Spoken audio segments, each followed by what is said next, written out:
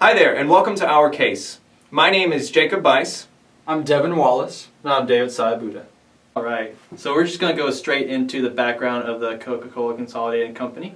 It was originally founded in 1902 by J.B. Harrison. It officially became consolidated in 1980, and in 2010 it officially became the largest independent bottler for the Coca-Cola Company. And that leads us to where we are today. It has seen its most massive growth it has seen in ages. And today we're going to talk about how we're going to address that and how do we seek to maintain its culture while still growing at its fast rate.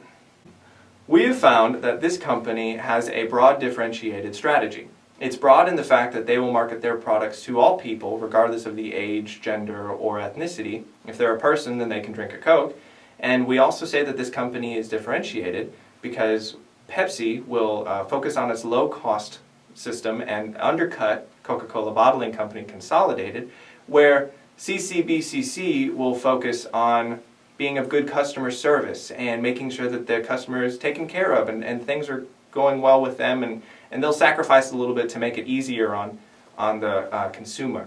So because of that, it differentiates Coca-Cola Bottling Company from the rest. It makes it easier to work with them and more reliable or more satisfying. The driving forces include millennial consumers and millennial employees.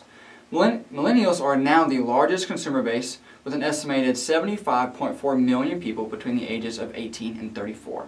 The next driving force will be retaining brand value.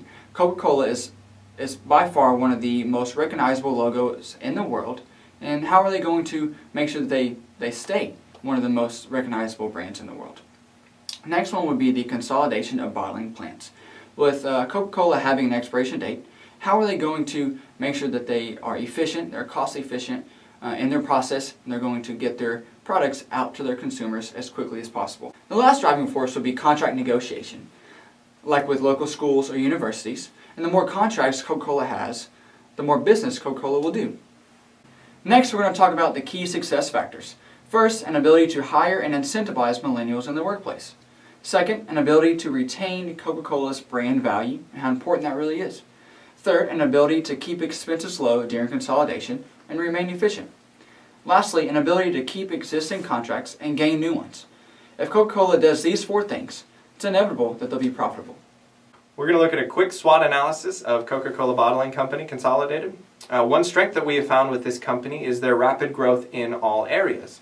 More growth for the company is great because it means more revenue, more profits, and it's all around just really good. One weakness that we have found was a high turnover rate in the low-skill labor of Coca-Cola Bottling Company. This is an issue. This is something that we're going to have to work on, and you'll hear more about that a little bit later as we go through some reviews and some other stuff.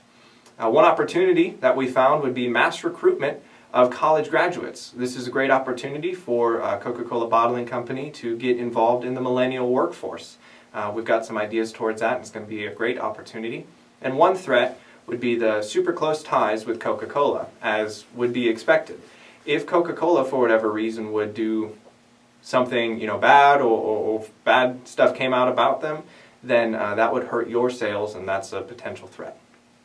So now we're going to go into the financial analysis of the company.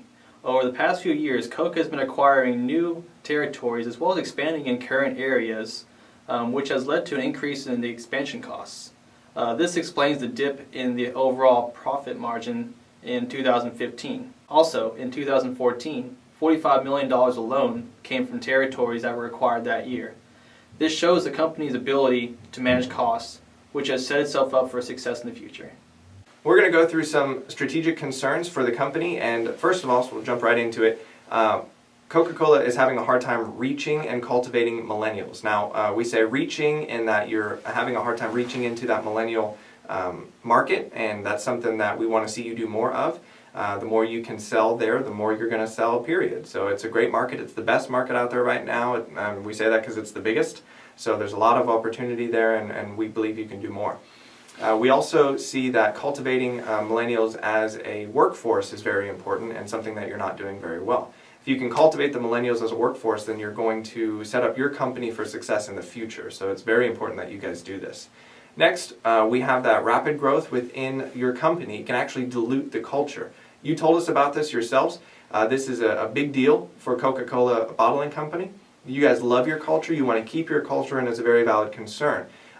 We have some things that we believe we can help you with, some great opportunities for you to try out and actually keep your culture, because we don't believe that you're doing enough right now to keep your culture in that long run.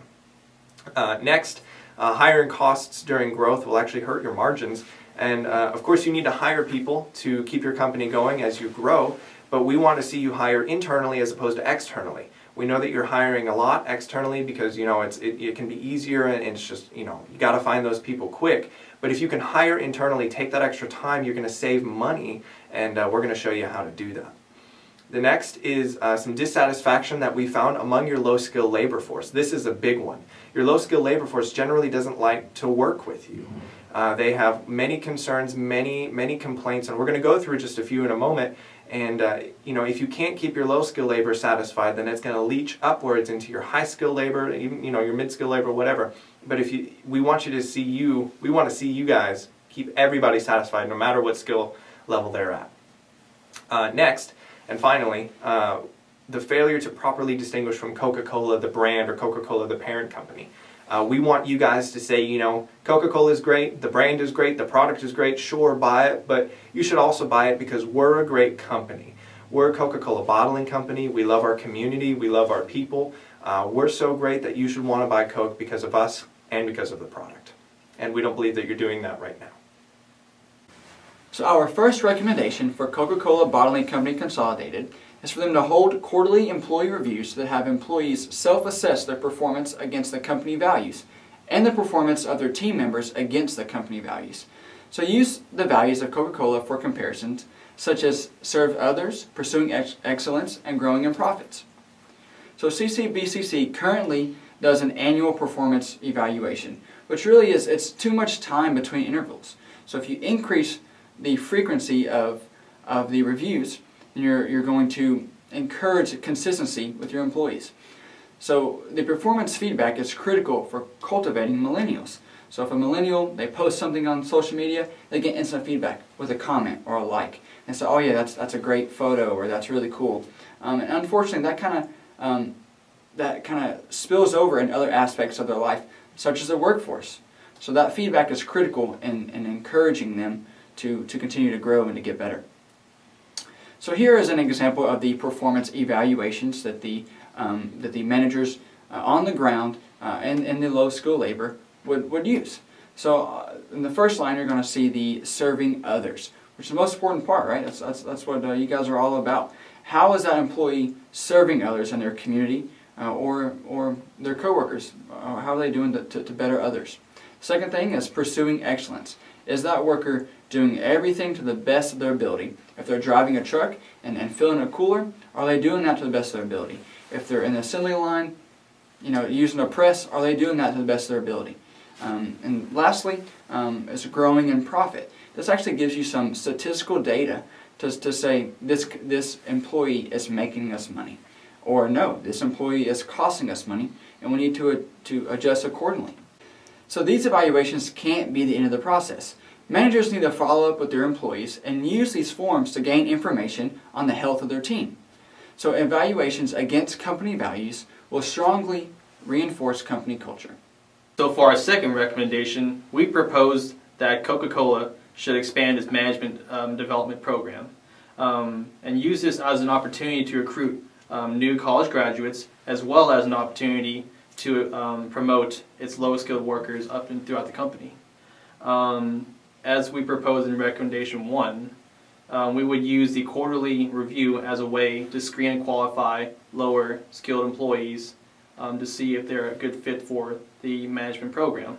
And we would also allow new college graduates as an invitation to attend this program. So it is proven that lower skilled employees are less satisfied with their jobs than their skilled counterparts. So our proposed expansion of the management program gives these lower skilled employees an opportunity to grow within the company and show that their work is being valued.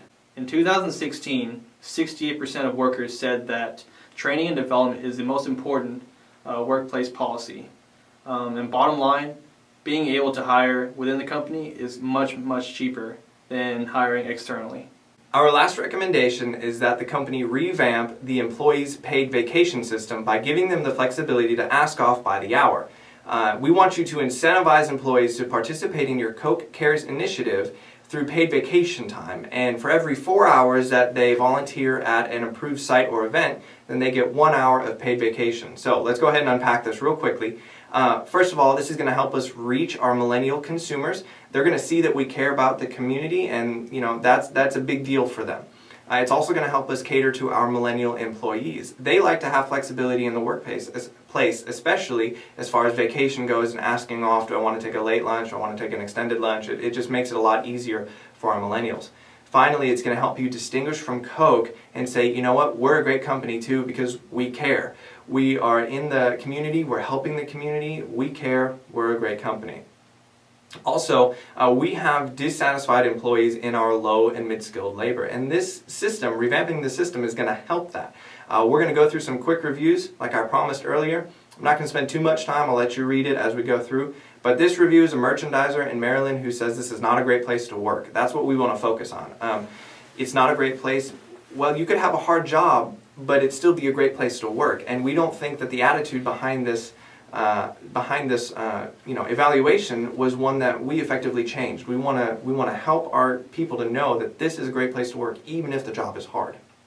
This one, again, I'm going to let you read most of it. This is a driver out in Knoxville who says that this is a terrible company to work for. Management does not treat drivers with any respect. The company is unorganized and has no consideration for their drivers. Again, they don't feel like they've been considered. They don't feel like the company cares about them, and that leads to dissatisfaction. That's a big deal. We want to change that. Our last evaluation here is that the communication around the company is horrible. Pay is horrible. You're paying more money in your insurance than you are to a lot of this stuff. Basically, it boils down to they don't feel like they were incentivized enough. They don't feel like they were considered enough. They are dissatisfied because they don't believe the company cares about them, about their home life, and about what's going on.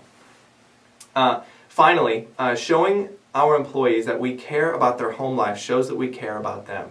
Giving these employees an ability to ask off by the hour gives them additional flexibility needed to keep them satisfied with their jobs. And this is much more effective than just increasing salaries. If we show our employees that they care, if we show our employees, that they can have these extra vacation times and that, we want them to be happy, then they're going to be more profitable. They're going to be great moving forward. Now, finally, we're going to talk about the numbers real quick. We're talking about, one event a month. Sponsor one event a month, and it'd be a 4-hour event or an 8-hour event. If one person happens to do all 8 hours every single month, they're only going to get 24 hours of vacation, which isn't going to hurt you guys much, but it's really going to help them. But we expect the normal person to hit around 10 to 16 hours of vacation that they'll actually redeem each month. Finally, if we can do this, if we can really hit on this serving, if we can really explode this Coke Cares, then it's going to create a great culture within your company. You're going to keep that serving others mentality, that pursuing excellence, all of those things will be great. So that's our last recommendation, and we hope you like it.